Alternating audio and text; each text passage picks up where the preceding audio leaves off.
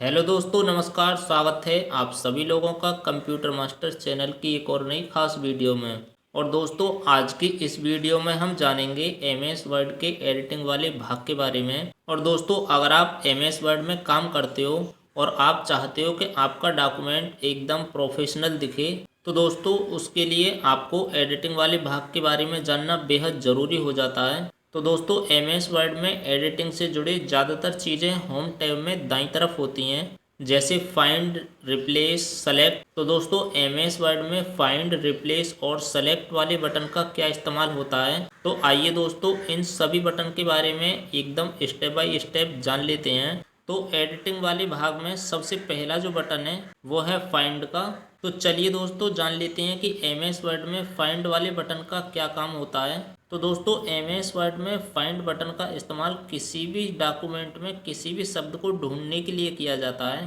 तो दोस्तों, एग्जाम्पल के लिए मान लीजिए कि आपके पास 5 पेज या 10 पेज का कोई डॉक्यूमेंट है और उस डॉक्यूमेंट के अंदर आपको किसी भी शब्द को ढूंढना है। तो दोस्तों, उसके लिए आपको फाइंड वाले बटन का इस्तेमाल करना होगा। तो एमएस वर्ड में फाइंड वाले बटन का इस्तेमाल किस तरीके से किया जाता है, चलिए जान लेते हैं।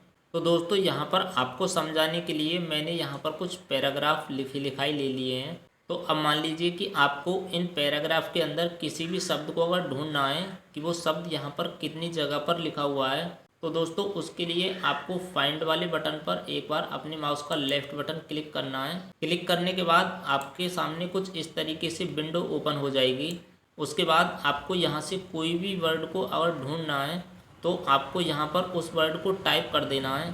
तो एग्जाम्पल के लिए मान लीजिए कि ये ऑफ जो लिखा हुआ है यहाँ पर, इस ऑफ को मुझे ढूंढना है कि पूरे पैराग्राफ के अंदर ऑफ कितनी जगह पर लिखा हुआ है। तो यहाँ पर मैं ऑफ टाइप कर लेता हूँ। तो दोस्तों, इस तरीके से मैंने यहाँ पर ऑफ टाइप कर लिया है। टाइप करने के बाद अब मुझे ये ढूंढना है कि पूरे पैराग्राफ के अंदर ऑफ कितनी जगह पर लिखा हुआ है। तो यहाँ पर फाइंड नेक्स्ट का जो बटन है इसके ऊपर जैसे आप क्लिक करोगे तो क्लिक करने के बाद यहाँ पर आप देख सकते हो कि ऑफ एक जगह पर तो ये लिखा हुआ है। एक बार और क्लिक करना है, एक ऑफ यहाँ पर लिखा हुआ है, यानी कि 2 जगह पर ऑफ हो चुका है। और एक बार और क्लिक करना है और एक ऑफ यहाँ पर लिखा हुआ है, 3 जगह हो चुका है। उसके बाद एक ऑफ यहाँ पर लिखा हुआ है, 4 जगह हो चुका है। उसके बाद एक ऑफ यहाँ पर लिखा हुआ है, यानी कि 5 जगह पर लिखा हुआ है। एक ऑफ यहाँ पर लिखा हुआ है, यानी कि 6 जगह पर हो चुका है। तो दोस्तों, इस तरीके से हमारे जो पूरे पैराग्राफ के अंदर ऑफ लिखा हुआ है वो टोटल 6 जगह पर ऑफ लिखा हुआ है। इसके अलावा दोस्तों, अगर आपको ऑफ को हाईलाइट करना है, यहाँ पर देखना है कि हाईलाइट होके ऑफ कितनी जगह पर लिखा हुआ है, तो उसके लिए आपको यहाँ पर रीडिंग हाईलाइट का एक बटन मिल जाएगा। तो जैसे आप इस पर क्लिक करोगे, क्लिक करने के बाद हाईलाइट ऑल लिखा हुआ है, इस पर एक बार और क्लिक कर देना है। तो इस तरीके से जहाँ जितनी जगह पर भी ऑफ लिखा हुआ है तो इस तरीके से वो हाईलाइट हो जाएगा। तो ठीक है दोस्तों, अब आप अच्छे से समझ गए होंगे कि एमएस वर्ड में फाइंड वाले बटन का क्या इस्तेमाल होता है। तो इसे मैं फ़िलहाल पहले जैसा कर लेता हूँ, यानी कि क्लियर हाईलाइट कर लेता हूँ इसे। तो ये हमारा जो ऑफ हाईलाइट था तो अब वो क्लियर हाईलाइट हो चुका है। उसके बाद एडिटिंग वाले भाग में हमें अगला जो बटन देखने के लिए मिल जाता है वो है रिप्लेस का। तो दोस्तों, एमएस वर्ड में रिप्लेस का क्या इस्तेमाल होता है, चलिए जान लेते हैं। तो दोस्तों, यहाँ पर मैं आपकी जानकारी के लिए बता दूं कि एमएस वर्ड में रिप्लेस बटन का जो इस्तेमाल होता है वो किसी भी वर्ड को किसी भी वर्ड से रिप्लेस करने के लिए किया जाता है। यानी कि एग्जाम्पल के लिए मान लीजिए कि यहाँ पर कोई भी वर्ड लिखा हुआ है और वो वर्ड आपको किसी वर्ड से रिप्लेस करना है, यानी कि चेंज करना है। तो उस वर्ड को चेंज करने के लिए हम रिप्लेस बटन का इस्तेमाल करते हैं। तो किस तरीके से इसका इस्तेमाल करना है, तो दोस्तों इसका इस्तेमाल करने के लिए सबसे पहले आपको रिप्लेस वाले बटन पर अपने माउस का लेफ़्ट बटन क्लिक कर देना है। तो जैसे ही आप लेफ़्ट बटन क्लिक करोगे तो इस तरीके से आपके सामने एक विंडो ओपन हो जाएगी। उसके बाद आपको जो भी वर्ड यहाँ पर रिप्लेस करना है तो यहाँ पर आपको वो वर्ड टाइप कर देना है। तो मान लीजिए कि ये ऑफ जो लिखा हुआ है ऑफ, ये ऑफ मुझे किसी दूसरे वर्ड से रिप्लेस करना है, यानी कि चेंज करना है। तो जिस वर्ड को आपको चेंज करना है उस वर्ड को आपको ऊपर लिख देना है। तो यहाँ पर मैं ऑफ टाइप कर लेता हूँ और नीचे मुझे जिस वर्ड के साथ वो वर्ड चेंज करना है तो उस वर्ड को यहाँ पर टाइप कर देना है। तो यहाँ पर मैं अपने चैनल का नाम टाइप कर लेता हूँ।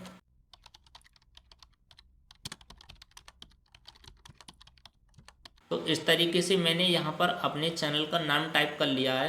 उसके बाद यहाँ पर जो रिप्लेस वाला बटन है तो इस पर जैसे ही आप क्लिक करोगे तो क्लिक करने पर यहाँ पर जो ऑफ लिखा हुआ है तो जैसे ही इस पर आप दोबारा से क्लिक करोगे तो क्लिक करने के बाद आप देख सकते हो कि यहाँ से ऑफ जो है वो हट चुका है और ऑफ की जगह पर यहाँ पर कंप्यूटर मास्टर टाइप हो चुका है।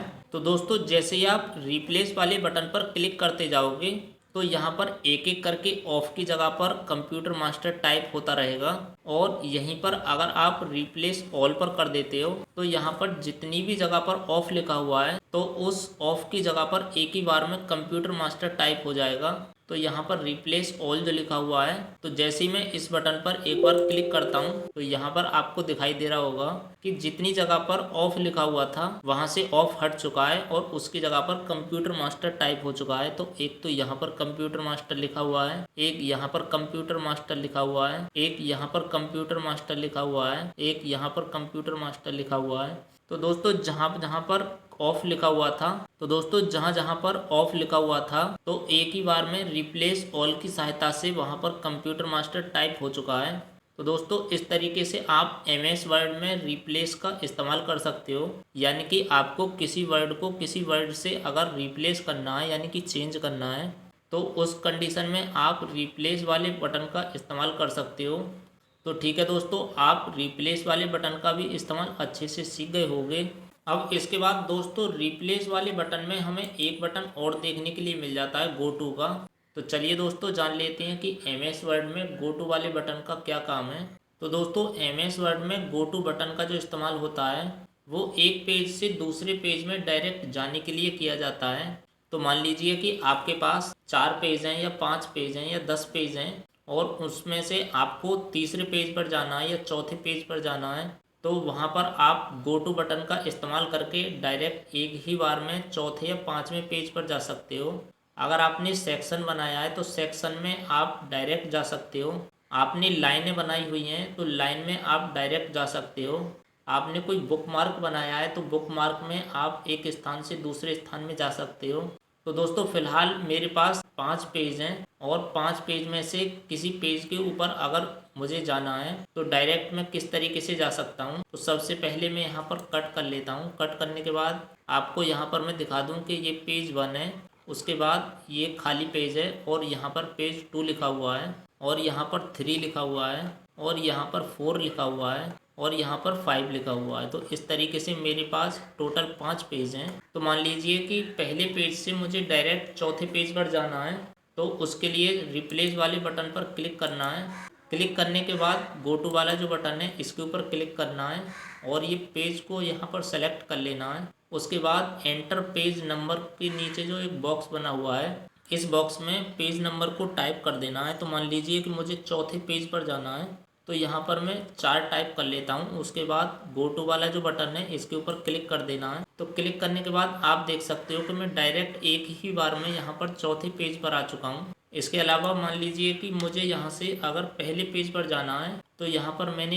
1 टाइप कर लिया है और नीचे गो टू जो लिखा हुआ है इसके ऊपर जैसे मैं एक बार क्लिक करता हूँ तो यहाँ पर मैं पहले पेज पर आ चुका हूँ। तो इस तरीके से दोस्तों आपके पास एक से अधिक पेज हैं और उस पेज में आपको डायरेक्ट जंप करके जाना है। तो उस कंडीशन में आप गो टू वाले बटन का इस्तेमाल करके एक पेज से दूसरे पेज में जा सकते हो। तो ठीक है दोस्तों, एमएस वर्ड में गो टू बटन का क्या इस्तेमाल होता है आप अच्छे से समझ गए होंगे। तो फिलहाल यहाँ से मैं कर लेता हूँ इसे कट। तो फिलहाल दोस्तों ये मैंने पहले जैसा कर लिया है, यानी कि मेरे पास सिर्फ एक ही पेज है। उसके बाद एमएस वर्ड में हमें यहाँ पर एक बटन और देखने के लिए मिल जाता है सेलेक्ट का। तो दोस्तों एमएस वर्ड में सेलेक्ट वाले बटन का क्या काम है चलिए जान लेते हैं। तो दोस्तों जैसे ही आप इस पर क्लिक करोगे तो क्लिक करने के बाद यहाँ पर 3 बटन और देखने के लिए मिल जाएंगे। सबसे पहला बटन है सेलेक्ट ऑल, दूसरा बटन है सेलेक्ट ऑब्जेक्ट, तीसरा बटन है select text with similar formatting. तो दोस्तों इसमें से सबसे पहला जो बटन है सेलेक्ट ऑल, तो चलिए जान लेते हैं कि एमएस वर्ड में सेलेक्ट ऑल का क्या इस्तेमाल होता है। तो दोस्तों यहाँ पर मैं आपकी जानकारी के लिए बता दूँ कि मान लीजिए आपने कोई डॉक्यूमेंट बनाया है और वो डॉक्यूमेंट 5 पेज का है या 10 पेज का है। तो अगर मान लीजिए कि आपको वो डॉक्यूमेंट एक ही बार में पूरा सेलेक्ट करना है, 5 पेज या 10 पेज का जो भी डॉक्यूमेंट है आपका, एक ही बार में वो पूरा डॉक्यूमेंट आपको सेलेक्ट करना है। तो उस कंडीशन में दोस्तों आप सेलेक्ट ऑल वाले बटन का इस्तेमाल करके एक ही बार में पूरे पेज, जितनी भी पेज हैं आपके पास, सभी पेज के जो डॉक्यूमेंट हैं वो एक ही बार में सेलेक्ट हो जाएंगे। तो जैसे ही आप सेलेक्ट ऑल वाले बटन पर क्लिक करोगे तो इस तरीके से जितने भी आपने डॉक्यूमेंट बनाए, जितने पेजों पर भी डॉक्यूमेंट बनाए, तो वो इस तरीके से एक ही बार में सेलेक्ट हो जाएंगे। तो फिलहाल मेरे पास यहाँ पर एक ही पेज है, तो एक पेज में जितने भी ये पैराग्राफ हैं वो एक ही बार में सेलेक्ट हो चुके हैं। तो ठीक है, ये भी आपकी समझ में आ गया होगा। उसके बाद इसी सेलेक्ट वाले बटन में एक बटन और देखने के लिए मिल जाता है, सेलेक्ट ऑब्जेक्ट का। तो दोस्तों आपको समझाने के लिए सबसे पहले मैं यहाँ पर एक ऑब्जेक्ट बना लेता हूँ। तो ऑब्जेक्ट बनाने के लिए इंसर्ट पर जाना है। इंसर्ट पर जाने के बाद यहाँ पर शेप्स वाले ऑप्शन पर जाना है और यहाँ से कोई भी एक ऑब्जेक्ट इस तरीके से सेलेक्ट कर लेना है। तो मैंने ये यहाँ से ऑब्जेक्ट सेलेक्ट कर लिया है। सेलेक्ट करने के बाद इसकी जो थोड़ी सी लाइनिंग है वो थोड़ी सी मैं मोटी कर लेता हूँ। तो इस तरीके से मैंने इसकी जो आउटलाइन है वो थोड़ी सी मोटी कर ली है ताकि आपको साफ साफ दिखा सकूँ। उसके बाद यहाँ पे टेक्स्ट रैपिंग पे जाना है और उसके बाद यहाँ से बिहाइंड टेक्स्ट कर देना है। तो बिहाइंड टेक्स्ट करने के बाद अभी आप देखोगे कि अगर मैं यहाँ से इस ऑब्जेक्ट को सेलेक्ट करना चाहूँ तो ये ऑब्जेक्ट सेलेक्ट नहीं होगा, बल्कि इसके पीछे जो भी ये पैराग्राफ लिखे हुए हैं, यानी कि जो भी वर्ड लिखे हुए हैं, तो ये वर्ड ही यहाँ पर सेलेक्ट हो रहे हैं। तो दोस्तों अगर आपने भी कोई इमेज बनाई है और इमेज बनाने के बाद वो टेक्स्ट के अगर बिहाइंड चली जाती है और उसके बाद आप उस इमेज को सेलेक्ट नहीं कर पा रहे हो, तो दोस्तों उस कंडीशन में आपको सेलेक्ट वाले बटन पर जाना है। जाने के बाद सेलेक्ट ऑब्जेक्ट का जो बटन है इसके ऊपर आपको क्लिक कर देना है। क्लिक करने के बाद जैसे ही आप इस ऑब्जेक्ट के अंदर कहीं भी क्लिक करोगे तो क्लिक करने के बाद आप देख सकते हो कि अभी ये ऑब्जेक्ट जो है वो सेलेक्ट हो चुका है। अब आपको यहाँ से इसकी जो भी फॉर्मेटिंग करनी है, छोटा करना है, बड़ा करना है या डिलीट करना है, तो उसे आप बहुत ही आसानी से कर पाओगे इस तरीके से। तो दोस्तों इस तरीके से MS वर्ड में सेलेक्ट वाले बटन में जो सेलेक्ट ऑब्जेक्ट वाला बटन है, इसका इस्तेमाल किसी भी ऑब्जेक्ट को सेलेक्ट करने के लिए किया जाता है। तो ठीक है दोस्तों, इसका भी इस्तेमाल आपको अच्छे से समझ आ गया होगा। उसके बाद इसी में हमें तीसरा बटन और देखने के लिए मिल जाता है, select text with similar formatting. तो दोस्तों MS वर्ड में इसका क्या काम है, चलिए जान लेते हैं। तो उससे पहले दोस्तों यहाँ पर मैं थोड़ी सी फॉर्मेटिंग कर लेता हूँ।